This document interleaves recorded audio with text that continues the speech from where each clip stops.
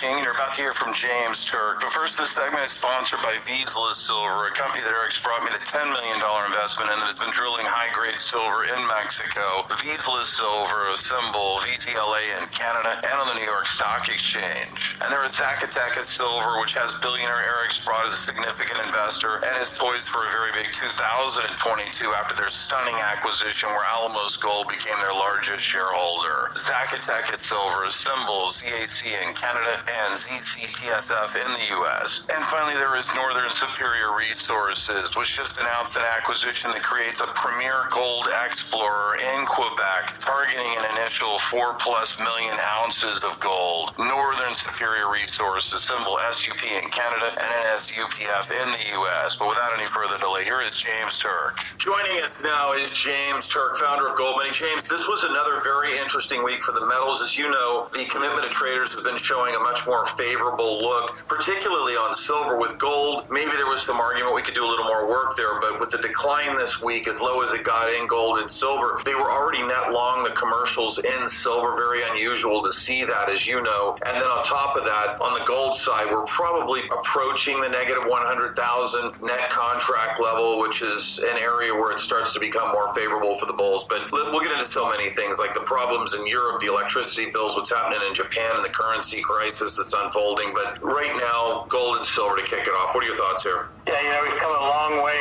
since March, a long way down, and we've seen a lot of selling pressure. Both the metals are still in short-term downtrends, but the positive news is that it looks like we've been trying to turn the ship around here. We've been putting in a basing pattern, or potential basing pattern, and you might see more backing and filling over the next couple of days, but I like the fact that we're holding this area. And we're not too far away from turning the ship around and starting an uptrend again. And given all the problems that we face, not just in the States, but worldwide, but particularly in Europe, you got to see gold and silver as avenues of protection for your wealth, given all of the uncertainty that we're facing these days.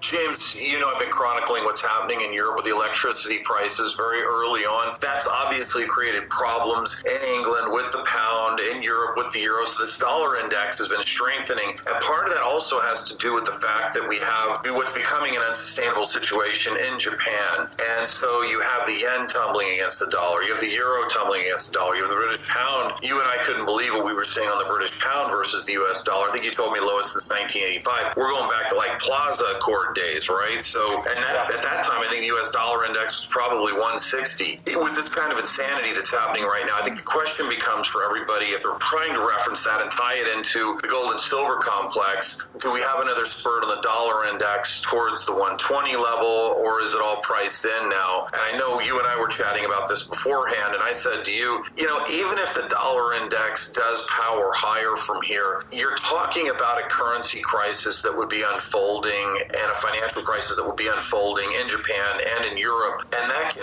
really send the gold demand surging radically higher. So you could see a situation, if that does unfold, where the dollar and gold and silver are all trading higher in tandem. It's unusual, but it happens. But what are your thoughts, James? Yeah, no, that's exactly right. They're entirely different markets, and each market responds to its own supply and demand. And if you get conditions that people feel they want something tangible rather than a promise, you could see, gold and silver going up, regardless of whether the dollar is going up or not. The dollar might be moving up, as it has been so far, as a knee-jerk reaction to this growing global energy crisis.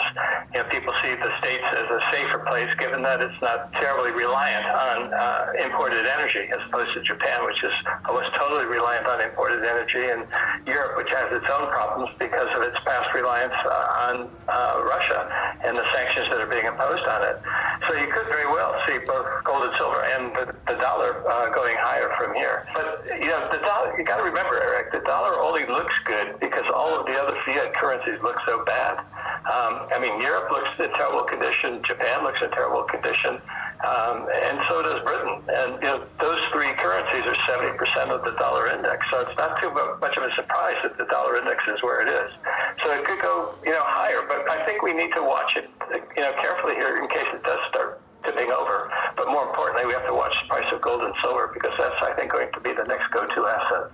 And James, before we move on, I just want to mention Zacapa Resources, which is trying to make one of the biggest copper gold porphyry discoveries in Arizona in the last 35 years. Zacapa Resources, symbol ZACA in Canada and ZACAF in the U.S. And there is Fosterville South that has billionaire Eric Sprott and Ross Beatty as investors and is looking to replicate the success of Kirkland Lake Gold. Fosterville South, symbol FSX in Canada and FSXLF in the U.S. And finally, Kalo Gold has huge insider ownership and is run by the former country manager for Phelps Dodge, looking for a big discovery in Fiji. Kalo Gold, symbol KALO in Canada and KLGDF in the U.S. Now back to the interview with James Turk. James, I know you're based in London quite a bit of the time. Can you talk about this electricity price situation? Because it may not be impacting you the way it is some of the general public and the businesses, but this is a true crisis, what's unfolding over there. And I talked to Pierre Lassonde about it. He said they're going to socialize this and have the taxpayers pick up the tab through the government. We've started to see that, but can you just talk about the implications of that? Because the margin calls were $1.5 trillion to $3 trillion per Art Cashin and some others I've talked to. What are your thoughts here?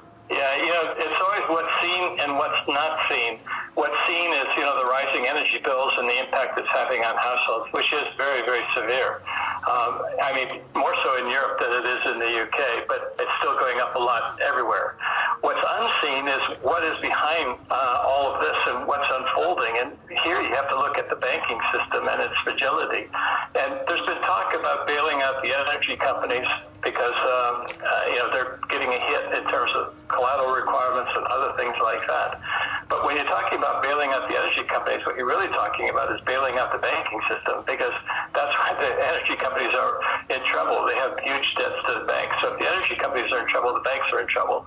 And so what's unseen here, in my mind, is the potential for a major banking crisis. And I did this piece the other day, Eric, about what I call the Minsky moment, after the economist Hyman Minsky, who came up with the idea that during the boom, the fragility of the banking system increases because a lot of loans are put on. And during the bust, those loans cannot be repaid because of rising interest rates, depressed economic conditions, or whatever. And that has a direct impact on the solidity and solvency of the banking system. So what I'm sort of preparing myself for here mentally is the emergence of a Minsky moment in the not too distant future. It seems inevitable in my case, sort of a repeat of 2008, but probably going to be worse than 2008, simply because of the amount of debt that we've got in the system today that has to be serviced. James, it's always interesting to me because what starts one crisis versus the next, it's always something different. So this time around, it wasn't going to be housing because it was the housing last time, and the way the loans were structured and sold as groups that were AAA rated when they were garbage, right? And how that'll unwound. And so it was going to be something different this time. I don't think anybody really saw this coming with the electricity crisis that Europe is facing now. Could that be a black swan, or is that something that you think will be handled quietly? Well, I think it is going to be a black swan, and black swans lead to Minsky moments. To me, again, you can't predict the future, but we're seeing the typical reaction. Politicians and governments are trying to get involved, and to a large extent, it's politicians and governments that created the problem in the first place, along with central banks that have flooded the system with cheap paper money and debased the currency so that prices are rising.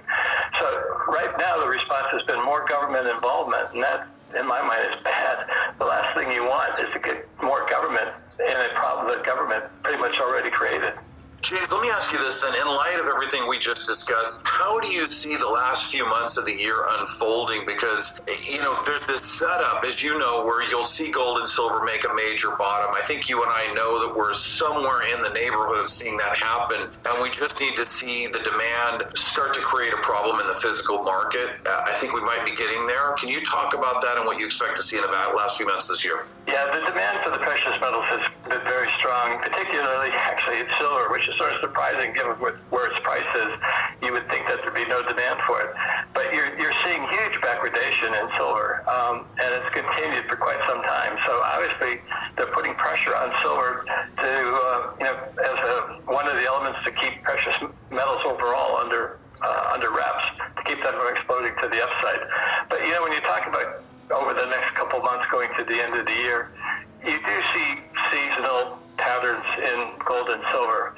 Typically the summer is slow, and then during the autumn and early winter months going into the first quarter of the following year, you tend to see strength in both the precious metals. So my expectation has been we're going to see strength going into the end of the year. Now, depending how bad things become with the financial system and the banking system, it's not out of the realm of possibility that you could see new highs in gold, and for that matter, silver too, because gold is not that far from its high, and silver is so extremely volatile. It could be at a new high, just like it did back in 2011, 2010, 2011, August 2010. It was $18 an ounce. By end of March, beginning of April 2011, it was $50.